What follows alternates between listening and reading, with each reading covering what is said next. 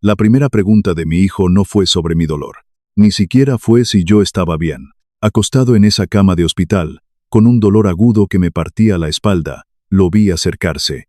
Sus nudillos estaban blancos de tanto apretar la barandilla de metal de la cama. Me miró, no como un hijo mira a un padre herido, sino como un supervisor mira un problema. Y entonces preguntó, ¿qué pasó exactamente, papá? ¿Cómo llegó a las escaleras? En ese momento, el dolor de mi columna se convirtió en un frío secundario, un frío que se instaló en mi pecho, y que, supe en ese instante, nunca se iría del todo. Mi nombre es Arturo Vega. Tengo 68 años. Durante más de 40 años, fui un maestro artesano. Construí cosas con mis manos aquí, en el este de Los Ángeles.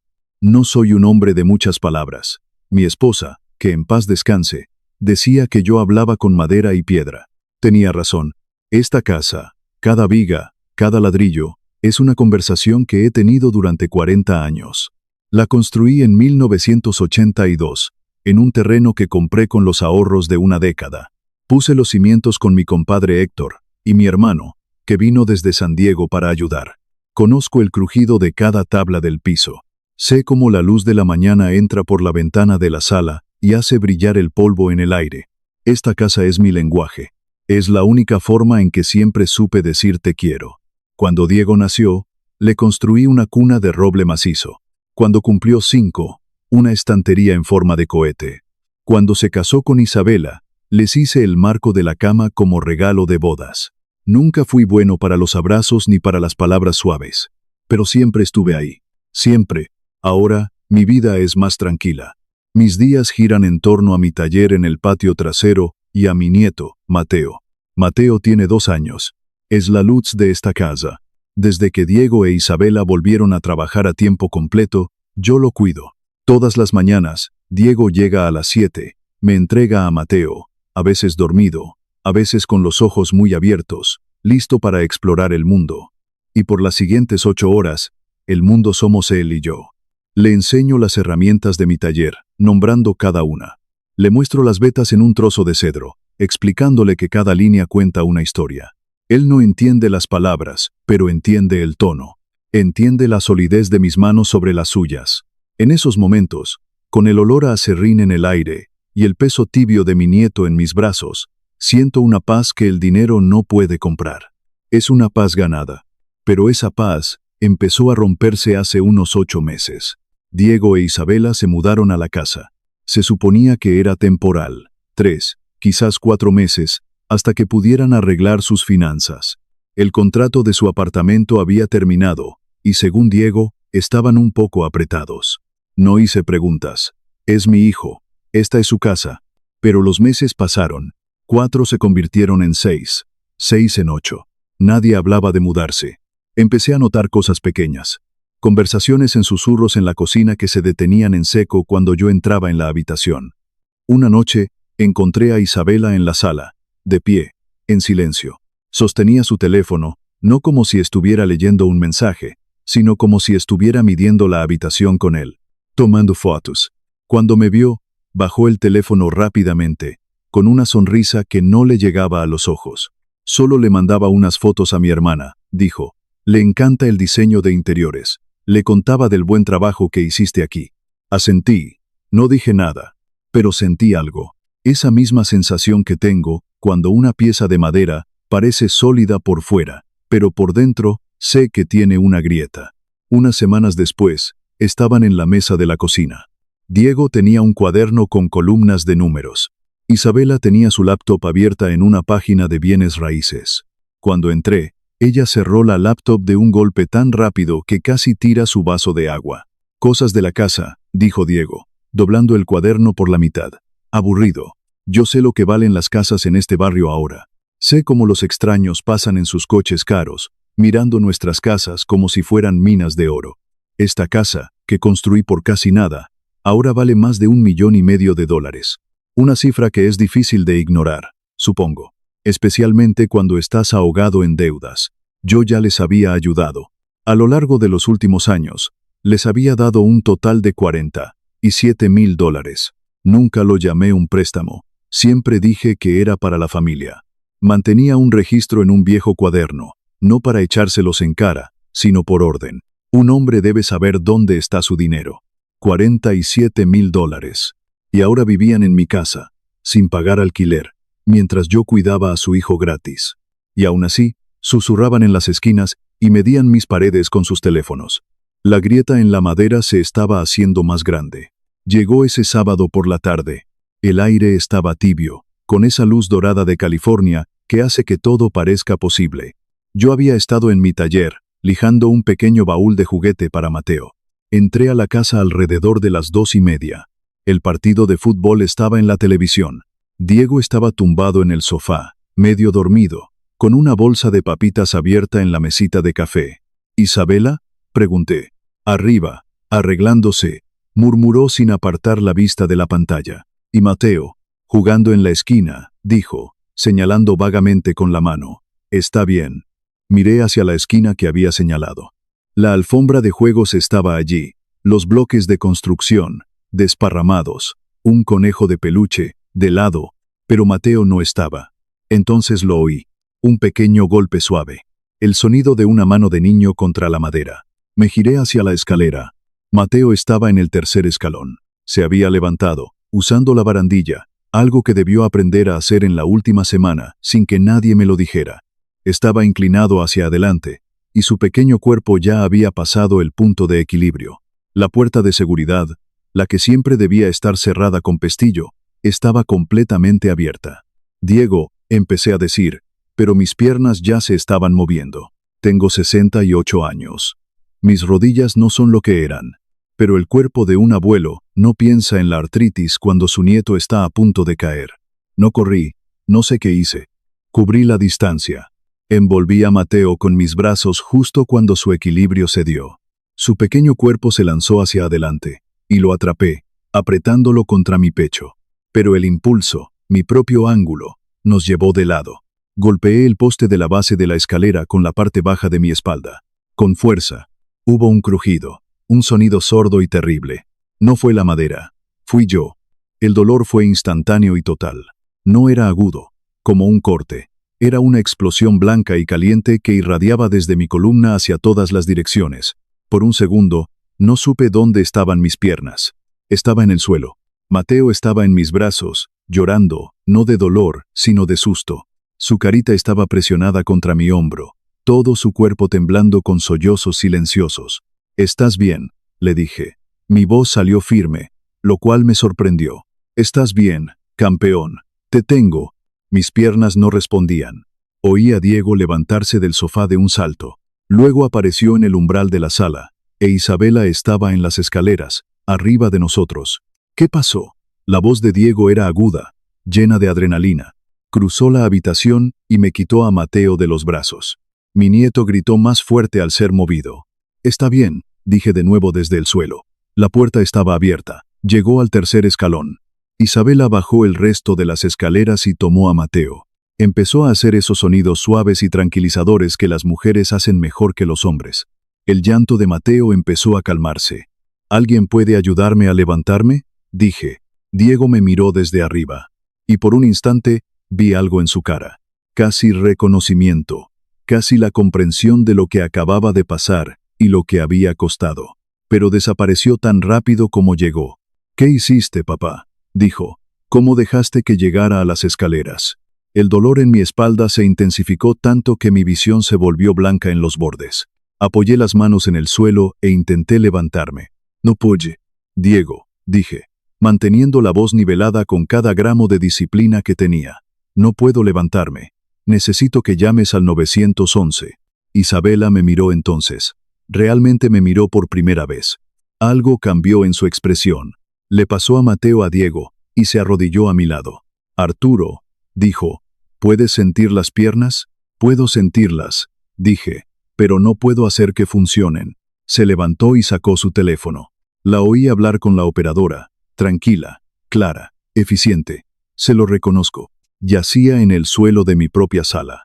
El piso que yo mismo había instalado, tabla por tabla, hacía 40 años. Miré el techo y respiré. Mateo había dejado de llorar. Lo oí sollozar bajito contra el hombro de Diego. Mi nieto estaba bien. Ese fue el único pensamiento que me permití tener. Cueste lo que cueste, Mateo estaba bien. En el hospital, el doctor me explicó la situación antes de que llegaran Diego e Isabela. Lesión en la columna lumbar. Daño en los nervios que van a mis piernas. No era parálisis permanente, dijo, pero la recuperación sería larga. Necesitaría una silla de ruedas. Semanas, posiblemente meses, quizás más. Cuando mi hijo y mi nuera entraron en la habitación, yo ya había tenido 10 minutos para asimilar la nueva forma de mi vida. Diego se acercó a la cama, pálido, y se agarró a la barandilla. «Papá», ¿qué dijo el doctor? «Lesión en la columna lumbar», dije. «Necesitaré una silla de ruedas mientras sano, quizás varios meses». La mandíbula de Diego se tensó. Isabela se movió al otro lado de la cama. «Claro que sí, lo resolveremos», dijo con una calidez que sonaba ensayada. «Lo que necesites, papá». Hubo un silencio. Un momento en el que podrían haber preguntado si sentía dolor, si tenía miedo, cualquier cosa que un hijo le preguntaría a un padre. En cambio, Diego me miró fijamente. Y fue entonces cuando hizo la pregunta. «¿Qué pasó exactamente? Explícame paso a paso». Mi pecho se apretó tanto que sentí el nudo en la garganta. «Lo que pasó», dije lentamente, «es que Mateo llegó al tercer escalón porque la puerta de seguridad estaba abierta. Vi que perdía el equilibrio y fui por él». «Pero, ¿cómo llegó tan lejos?», insistió Diego, su voz subiendo de tono. «¿Estabas en la sala? ¿No? Estabas justo ahí». «Estaba en la cocina», dije. «Acababa de entrar del taller, así que nadie lo estaba vigilando», soltó Diego. Las palabras salieron calientes, como si las hubiera estado guardando desde que se fue la ambulancia. Lo miré. Mi hijo, con la cara crispada, no por preocupación por mí, sino por la necesidad de encontrar una culpa que no fuera la suya. «Diego», repetí. «La puerta estaba abierta.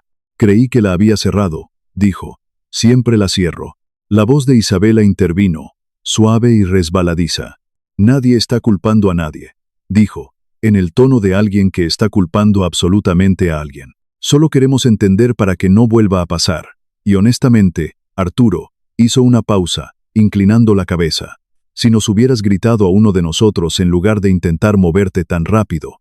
Una ola de dolor blanco y puro me recorrió la espalda. Respiré hondo por los dientes. «Isabela», dije cuando pasó. Tenía unos 2 segundos. Lo sé», dijo ella rápidamente, tocando mi brazo. «Estamos alterados, asustados por ti». Miré al techo blanco y estéril del hospital. Pensé en el peso de Mateo en mis brazos. Pensé en el sonido que hizo mi espalda. Pensé en mi hijo, de pie junto a mi cama, no viéndome a mí, sino a un problema que necesitaba resolver. Acostado en esa cama, el dolor físico era inmenso, pero fue eclipsado por el frío y escalofriante descubrimiento de que la primera reacción de mi hijo no fue la preocupación, fue el comienzo de una historia donde él no era el responsable, y yo estaba en el centro de ella, inmovilizado, y esa historia, la que ellos empezaron a escribir en el hospital, continuó cuando me trajeron a casa. La casa ya no se sentía como mía. Era el mismo espacio, la misma luz, pero la atmósfera estaba envenenada por una amabilidad falsa. El cuidado de Isabela era una actuación. Me traía la comida en una bandeja, cada plato colocado con una precisión de revista. «Aquí tienes, papá», decía, con una voz tan dulce que empalagaba. «Asegúrate de comer todo para que recuperes tus fuerzas». Pero sus ojos estaban fríos. Sus movimientos eran para una audiencia invisible. Diego, por su parte, se convirtió en un fotógrafo. Yo no tengo de esas redes sociales, pero mi compadre Héctor sí. Y Héctor me mantenía informado. Un sábado por la mañana, vino con su teléfono en la mano y una expresión de disgusto en el rostro. «Arturo, tienes que ver esto», dijo, y me mostró la pantalla. Era una foto mía, en la silla de ruedas, junto a la ventana de la sala. La luz de la mañana me daba en la cara, y yo miraba hacia abajo, a mis manos. No recuerdo cuándo la tomó. Debió ser en un momento en que yo no estaba prestando atención. El texto debajo de la foto decía, «Cuidando a mi papá. La familia siempre es lo primero». Tenía cientos de «me gusta», comentarios de gente que no conocíamos, alabando a Diego por ser un hijo tan devoto. Mi estómago se revolvió. Héctor deslizó el dedo por la pantalla. Había otra foto. Diego arrodillado junto a mi silla, con una mano en mi hombro, mirándome con una expresión de profunda concentración, como si estuviéramos compartiendo un secreto importante. Agradecido por cada momento juntos, decía el pie de foto. No recordaba esa conversación, probablemente porque nunca sucedió. Está creando un historial, compadre, dijo Héctor en voz baja. Para el mundo, él es un santo. Pero aquí, ¿cuándo fue la última vez que se sentó a hablar contigo más de 5 minutos? No tuve que responder. Él ya sabía la respuesta. Dejaron de cuidarme y empezaron a controlarme. Como a un objeto, como a un problema. La recuperación, me dijo el doctor, dependía de la fisioterapia. Las primeras 6 a 8 semanas eran cruciales. La clínica me programó citas 2 veces por semana, lunes y jueves. Fui a la primera semana. Fue difícil, doloroso, pero sentí un pequeño progreso. Una chispa de sensibilidad en mis muslos que no había estado allí antes. El lunes de la segunda semana, Isabela entró en mi habitación con una expresión de falsa compasión. Malas noticias, papá, dijo. La clínica llamó. Tuvieron que cancelar tu cita de hoy. La doctora tuvo una emergencia. Asentí. Está bien. Supongo que llamarán para reprogramar. Claro que sí, dijo. Y salió de la habitación. El jueves fue la misma historia. Qué cosa más rara, dijo Isabela, frunciendo el ceño. Volvieron a llamar. Un conflicto de horarios. Dicen que se pondrán en contacto. Una sensación de inquietud comenzó a asentarse en mi pecho. Pero, ¿qué podía decir? Quizás era verdad. El viernes por la mañana, estaba solo en la casa. Mi teléfono celular, el que uso para asuntos personales, sonó. Era un número que no reconocía. Señor Vega, dijo una mujer. Sí, habla Arturo Vega. Señor Vega, soy Janet, de la clínica de rehabilitación. Solo llamamos para confirmar su cita del lunes.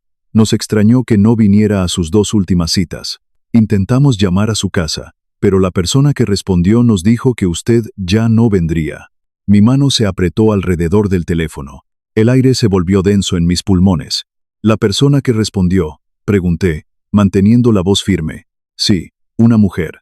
Dijo que usted había decidido suspender la terapia por ahora. Cerré los ojos. En mi mente, vi a Isabela en la cocina, contestando el teléfono de la casa. Vi su sonrisa tranquila mientras me mentía en la cara. No era negligencia, era sabotaje. Estaré allí el lunes, le dije a Janet. Hubo un malentendido. Perfecto, señor Vega. Lo esperamos. Colgué el teléfono y me quedé mirando la pared. El frío que sentí en el hospital regresó, pero esta vez era más profundo. Estaban impidiendo activamente mi recuperación. Necesitaban que yo estuviera débil. Necesitaban que yo estuviera en esta silla. Unos días después, ocurrió lo del agua. Era una tarde calurosa. Yo estaba en la sala, haciendo los ejercicios que podía hacer por mi cuenta. Isabela entró con un vaso alto de agua con hielo. Debes de tener sed, trabajando tan duro, dijo con su habitual tono de cuidadora. Puso el vaso en la mesita a mi lado, un poco más cerca del borde de lo normal. Luego, en lugar de irse, se quedó. Empezó a arreglar unos cojines en el sofá, a enderezar un cuadro en la pared. Movimientos pequeños e innecesarios que la mantenían en la habitación. Diego y yo hemos estado muy preocupados, dijo, dándome la espalda. A veces te miramos y no sabemos cuánto de lo que sientes es real. Se detuvo, como si buscara la palabra correcta. Mis músculos se tensaron. ¿Real? Pregunté. Se giró hacia mí. Solo queremos asegurarnos de que estás describiendo tus síntomas con precisión a los doctores, para que recibas la ayuda adecuada. Se acercó a la mesa, estirando el brazo para alcanzar algo en un estante detrás de mí. Su codo rozó el vaso de agua. El vaso, lleno hasta el borde con agua helada, se volcó directamente sobre mi regazo. El frío fue un shock violento, como un golpe. Solté un jadeo, un sonido involuntario, y mis piernas, ambas, se encogieron por reflejo. Un tirón instintivo para alejarse del frío repentino. Isabela dio un paso atrás. No miró el desastre. Me miró a mí, a mis piernas. Y luego, me miró a la cara. Toda la calidez, toda la preocupación fingida, se desvaneció de su rostro como el agua de un cristal. Lo que quedó debajo era algo plano, duro y calculador. Reaccionaste, papá, dijo. Su voz había cambiado. Ya no era suave, era precisa, clínica. Y encogiste las piernas, ambas. Inclinó la cabeza, y el gesto hizo que se me erizara la piel. Si de verdad no tuvieras ninguna sensibilidad de la cintura para abajo, como les has estado diciendo a los doctores, ¿cómo hiciste eso? El shock del agua helada fue reemplazado por un tipo diferente de frío. Mis manos se aferraban a los reposabrazos de la silla con tanta fuerza que mis nudillos estaban blancos. Sentí mi corazón golpear contra mis costillas, no de miedo, sino de una rabia tan profunda y clara que me sorprendió. Me había puesto a prueba. En mi propia casa. Isabela, dije, y mi voz salió peligrosamente baja. Eso no fue un accidente. Ella recogió el vaso vacío del suelo. Lo secó con el borde de su blusa, con la misma calma eficiente con la que hacía todo. Claro que lo fue, dijo, su sonrisa falsa de vuelta en su lugar. Qué torpe soy. Te traeré una toalla. Salió de la habitación. Sus pasos eran tranquilos, sin prisa. Me quedé allí, empapado en agua helada, y respiré. Una y otra vez. El hombre que ella creía que yo era, se habría derrumbado o habría gritado. Pero un maestro artesano aprende a ser paciente. Aprende a observar. Y yo la estaba observando muy, muy de cerca. Esa noche, llamé a Héctor. Compadre, le dije, necesito hablar contigo, mañana. Llegó a la mañana siguiente con 2 cafés de la panadería y la mirada seria de un hombre que sabe que no ha sido llamado para una charla casual. Nos sentamos en la cocina. Le conté todo. Las citas canceladas. La mentira de Isabela. El vaso de agua helada. Héctor escuchó en silencio, asintiendo lentamente. Cuando terminé, se quedó mirando su café por un largo momento. Arturo, dijo finalmente, yo también he visto cosas. Se inclinó hacia adelante. Hace como 2 meses, antes de tu accidente, vi a un hombre de traje parado frente a tu casa, con un portapapeles. Caminó por la acera, mirando la propiedad, escribiendo cosas. Mi pecho se sintió apretado. Le pregunté quién era, continuó Héctor. Dijo que solo estaba echando un vistazo. No me gustó, así que anoté el número de su placa. Héctor sacó su cartera y me dio un trozo de papel doblado. Es un agente de bienes raíces, Arturo, de una oficina en el centro. Lo busqué. El papel se sentía pesado en mi mano. Un agente de bienes raíces, semanas antes de mi caída. Hay más, dijo Héctor, y su voz se volvió más grave. Mi cámara de seguridad, la que tengo en la esquina de mi cochera, apunta hacia la calle, pero también capta la ventana de tu sala. Levanté la vista hacia él. Ayer por la tarde, dijo, cuando me llamaste, revisé la grabación de la hora que me dijiste. Héctor sacó su teléfono. Abrió un video y me lo mostró. La imagen era un poco granulada, pero clara. La ventana de mi sala. Yo en mi silla. Vi a Isabela entrar, colocar el vaso, y luego moverse por la habitación. Vi su codo rozar el vaso. Vi el agua derramarse. Y vi, sin lugar a dudas, cómo ella daba un paso atrás y me miraba. No con sorpresa, no con alarma, con una expresión de fría y triunfante evaluación. Devolví el teléfono a Héctor. Mis manos temblaban, no de debilidad, sino de una furia contenida. Guarda eso, compadre, dije. Haz copias. Ya lo hice, respondió. Nos quedamos en silencio en mi cocina. El sol de la mañana entraba, pero no traía calor. Lo que había sido una sospecha, una terrible sensación en mis entrañas, ahora tenía forma. Tenía evidencia. Isabela no solo estaba esperando a que yo me debilitara. Estaba construyendo un caso en mi contra. Y yo, sentado en mi silla de ruedas, mojado con agua helada, había sido su prueba principal. La miré a través del lente de la cámara de Héctor y entendí. Esto no era negligencia. Era una campaña. Y supe, con una certeza tan sólida como los cimientos de esta casa, que no podía seguir siendo la víctima silenciosa. La guerra por mi casa, por mi dignidad, había comenzado sin que yo lo supiera. Ahora, era mi turno de luchar. No con gritos ni acusaciones, sino con la misma precisión metódica y silenciosa que ellos estaban usando contra mí. Empecé al día siguiente. Mi teléfono se convirtió en mi herramienta más importante. Abrí la aplicación de notas de voz. Presioné el botón rojo de grabar. Puse el teléfono en el bolsillo de mi camisa, con el pequeño micrófono apuntando hacia afuera. Ahí se quedó, todo el día, todos los días. Sé que en California la ley exige que todas las partes consientan para grabar una conversación, pero la ley es complicada con lo que se considera una conversación privada. Mi sala no era una oficina. Las conversaciones que tenían a mi alrededor, en mi presencia, ya no se sentían privadas. Se sentían como testimonios. Y yo me aseguraría de que hubiera un registro. Durante semanas, El teléfono solo grabó el sonido de la vida cotidiana, el zumbido de la televisión, las conversaciones vacías de Isabela sobre el clima, el balbuceo feliz de Mateo mientras jugábamos en el suelo. Pero yo esperaba. Un hombre que trabaja con madera aprende que no se puede forzar la beta. Hay que esperar a que la beta se revele por sí misma. Y se reveló. En una tarde de noviembre, fría y gris, Diego llegó a casa del trabajo. Oí la puerta cerrarse con más fuerza de la necesaria. Entró en la sala y se dejó caer en el sofá. Su rostro estaba tenso, marcado por la frustración de un mal día. El proyecto se canceló, dijo, mirando al vacío. 3 meses de trabajo, a la basura. Lo siento, hijo, le dije. Y lo sentía. A pesar de todo, el dolor de mi hijo todavía me dolía a mí. Él no me miró. Sus ojos recorrieron la habitación y luego se posaron en mí, en la silla de ruedas. ¿Hiciste tus ejercicios hoy?, preguntó. El tono era brusco. Sí, los hice. La doctora dice que podrías esforzarte más, soltó. Dice que la recuperación depende del esfuerzo. Mantuve mi voz tranquila. El teléfono en mi bolsillo se sentía como una pieza de armadura. Estoy haciendo todo lo que la doctora me ha recetado. ¿De verdad? Se levantó de golpe, demasiada energía frustrada en su cuerpo. Se paró frente a mí. Porque desde donde yo estoy parado, parece que te has puesto muy cómodo en esa cosa. Como si fuera más fácil quedarte ahí sentado que hacer el trabajo. Mis manos se aferraron a los reposabrazos. Diego. No, me interrumpió, su voz subiendo de tono, volviéndose fea. Podrías hacer algo al respecto si de verdad lo intentaras. Arrástrate por el suelo si es necesario. Al menos eso sería intentarlo. Arrástrate. La palabra aterrizó en el silencio de la habitación. Sentí el impacto, no en mi espalda, sino en el centro de mi pecho. Mi hijo, el niño al que le había enseñado a caminar, me estaba diciendo que me arrastrara.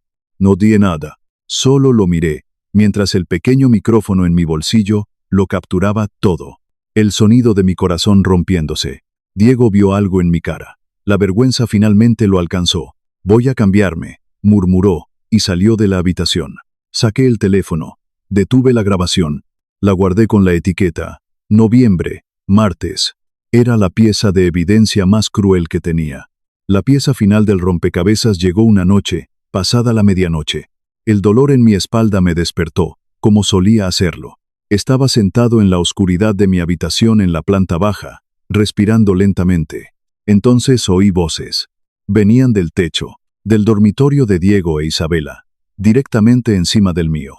Eran susurros, pero el silencio de la noche y la vieja madera de la casa los llevaban hacia abajo. Tomé mi teléfono de la mesita de noche. Presioné grabar, y lo dejé sobre la mesa, con el micrófono apuntando hacia el techo. La voz de Isabela era clara, cortante. La deuda nos está ahogando, Diego. No podemos esperar más. Es mi padre, Isa. La voz de Diego sonaba débil, agotada. Y esta es nuestra única salida, respondió ella. Una tutela. Presentamos una petición a la corte, con la documentación médica, demostrando que él ya no puede manejar la propiedad. Hubo una pausa. El juez nos daría la autoridad, para tomar decisiones financieras, para vender la casa. Silencio. Entonces oí a Diego. Su voz apenas un murmullo. Él nunca aceptará eso. Peleará. La respuesta de Isabela fue tan clara y fría como el hielo. Y nunca la olvidaré. Tiene 68 años y está en una silla de ruedas. Diego, ¿qué va a hacer exactamente? Me quedé inmóvil en la oscuridad. El teléfono en la mesita de noche seguía grabando el silencio que siguió. Ahí estaba. Su plan completo, dicho en voz alta. Su desprecio. Su total subestimación de mí. Creían que por estar roto físicamente, también estaba roto en espíritu. No sabían nada de mí. A la mañana siguiente, Héctor me llevó a ver a un abogado. Marcos Guerrero. Un hombre serio, con ojos que veían más de lo que decían. Le conté la historia. Le mostré el video de Héctor. Le puse las grabaciones de audio. Guerrero escuchó, tomando notas en un bloc de notas amarillo. Cuando terminé, se reclinó en su silla. Tienen un caso para demostrar un patrón de comportamiento, dijo, pero para detener una petición de tutela, lo más fuerte sería refutar el evento original, demostrar cómo ocurrió realmente el accidente. Fue mi palabra contra la de ellos, dije. Exacto, dijo Guerrero, a menos que hubiera un testigo. Y entonces, algo hizo clic en mi cabeza. Un recuerdo, enterrado bajo años de polvo y rutina. Una pequeña caja negra, del tamaño de una caja de cerillos. El año pasado, dije lentamente, hubo un par de robos en el vecindario. Instalé una cámara de seguridad, arriba, en el poste de la escalera, apuntando hacia abajo. Héctor se enderezó en su silla. Sus ojos se abrieron de par en par. La puse y me olvidé de ella. Continué. Graba en una tarjeta de memoria, en un bucle. No la he tocado en meses. No sé si todavía funciona, o si las grabaciones siguen ahí. El abogado, Marcos Guerrero, se inclinó hacia adelante. La calma profesional en su rostro fue reemplazada por una intensa concentración. Señor Vega, dijo, y su voz era grave. Necesita ir a casa y encontrar esa tarjeta, ahora mismo.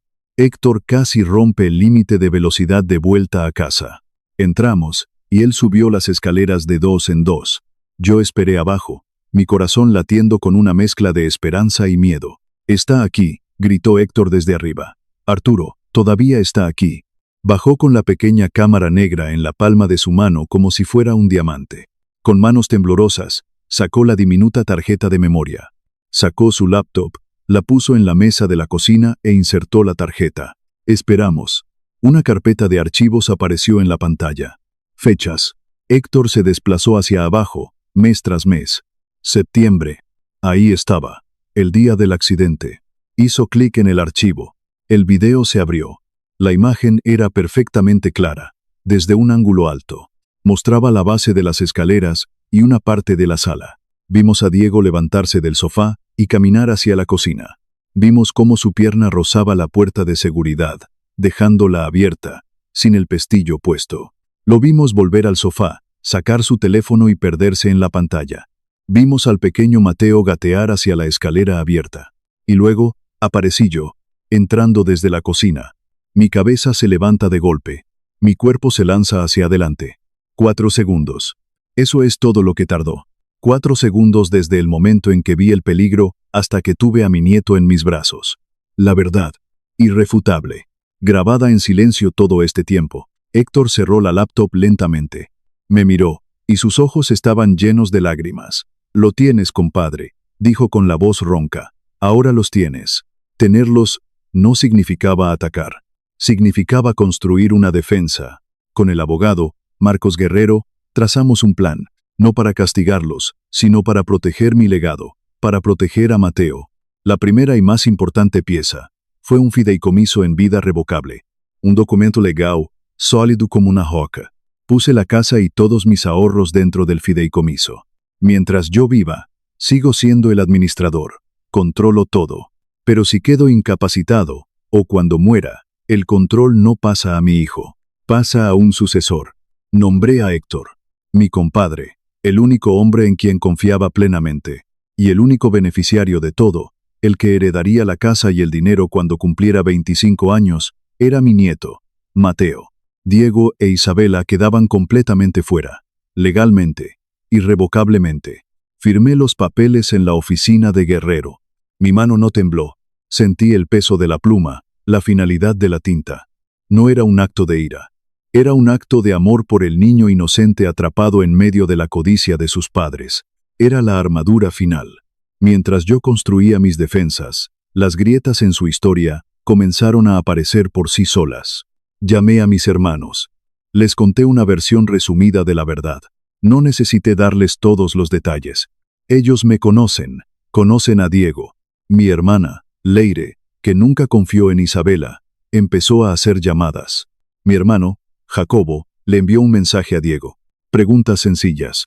Oye, sobrino, ¿cómo está tu papá de verdad? He intentado llamarlo a la casa, pero nunca está disponible. La presión comenzó a aumentar. La narrativa de Diego, como el hijo devoto, empezó a desmoronarse bajo el escrutinio de la familia. Lo vi en él. Una nueva ansiedad, un nerviosismo en sus ojos. Él e Isabela empezaron a discutir. Susurros que se convirtieron en voces tensas y cortantes a través de las paredes. El equipo que habían formado para quitarme mi casa se estaba volviendo uno contra el otro. Una noche, unos días antes de Navidad, Diego entró en la sala. Se sentó en el sofá, sin su teléfono, sin distracciones. Se quedó mirándome en la silla de ruedas. Una mirada larga y dura. ¿Te duele?, preguntó. Su voz era apenas un susurro. La silla. Estar sentado todo el día. ¿Te duele? Fue la primera vez en 3 meses que me preguntaba por mi dolor. Algunos días más que otros, respondí. Sus ojos se llenaron de lágrimas. No intentó ocultarlas. Nunca te lo pregunté, dijo, con la voz rota. No sé por qué nunca te lo pregunté. Creo que sí lo sabes, hijo. Le dije en voz baja. Y se derrumbó. Se inclinó hacia adelante, con la cara entre las manos, y sollozó. Lloró por su culpa, por su debilidad, por la vergüenza de lo que se había convertido. Lo siento, papá, dijo a través de las lágrimas. Por la silla, por lo que dije, por todo. Lo miré. Mi hijo, roto en mi sofá. Lo sé, le dije, pero una disculpa no arregla los cimientos rotos, Diego. Mañana, vamos a tener una conversación. Toda la familia. Él solo asintió, derrotado. Está bien. Los reuní a todos en la sala al día siguiente. Mis hermanos, Leire y Jacobo. Héctor, sentado en silencio cerca de la puerta. Diego y Isabela en el sofá. Isabela, con la espalda recta, su cara una máscara de control. Diego, pálido, con los ojos hinchados. No empecé con acusaciones. Empecé con la verdad. Puse mi teléfono en la mesita de café. Presioné play. La voz de Diego llenó la habitación. Arrástrate por el suelo si es necesario. Mi hermana Leire ahogó un grito. La cara de Jacobo se endureció como la piedra. Isabela se movió rápidamente. Eso está sacado de contexto. No, dije. Y mi voz cortó el aire. Héctor abrió su laptop. Presionó play. El video de la escalera apareció en la pantalla. La puerta de seguridad abierta. Diego en el sofá. Mateo en peligro. Mis 4 segundos de movimiento desesperado. El silencio en la habitación era pesado, sofocante. Luego, puse la última grabación. La de la noche. La voz de Isabela, clara y fría, flotando desde el teléfono. Tiene 68 años y está en una silla de ruedas. ¿Qué va a hacer exactamente? Isabela se puso blanca. Se giró hacia Diego, su máscara finalmente rota, reemplazada por pánico y furia. Tú fuiste el que dejó la puerta abierta. Tú me dijiste que me encargara de la gente. Tú organizaste todo esto, respondió Diego, retrocediendo de ella. Basta. La voz de mi hermano Jacobo fue como un trueno. Ambos se callaron. Puse los documentos del fideicomiso sobre la mesa. Esta casa, dije, mi voz tranquila pero firme. Y todo lo que poseo, ya no les pertenece, ni ahora, ni nunca. Todo es para Mateo. Miré a mi hijo. No perdiste a un padre débil, Diego. Perdiste a la única persona que siempre estuvo de tu lado, incluso cuando me diste todas las razones para no estarlo. Y eso se acabó hoy. Isabela se levantó. Sin una palabra, sin mirar a nadie, salió de la habitación, salió de la casa, y cerró la puerta detrás de ella. Diego no la siguió. Se quedó en el sofá, con la cara entre las manos, su cuerpo sacudido por sollozos silenciosos, completamente solo con las consecuencias de sus decisiones. Héctor puso una mano en mi hombro. Giré mi silla y salí de esa habitación, hacia el aire fresco de la tarde. La casa seguía de pie detrás de mí. Yo la había construido para que durara, y lo haría. Mi historia no es realmente sobre la venganza. Es sobre el respeto por uno mismo. Cuando la gente que amas te ve como un obstáculo, o peor, como una oportunidad, tienes 2 opciones: desaparecer en su historia, o construir la tuya propia, con la verdad como tus cimientos. Yo elegí construir. Diego se fue una semana después. No sé a dónde fue. No hemos hablado. Quizás algún día lo hagamos. Por ahora, hay silencio. Y en el silencio, hay curación. Mi recuperación es lenta, pero es constante. Algunos días, con la ayuda de un andador, puedo dar unos pasos. Cada paso es una victoria.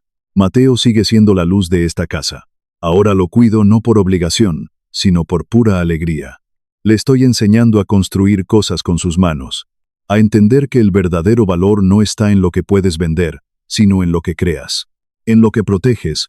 La justicia familiar no se trata de ganar, se trata de restaurar el equilibrio, se trata de recordarle al mundo, y a ti mismo, que incluso cuando te subestiman, incluso cuando estás herido, todavía tienes el poder de proteger lo que es tuyo. Mi nombre es Arturo Vega, y esta es mi casa, y aquí me quedo.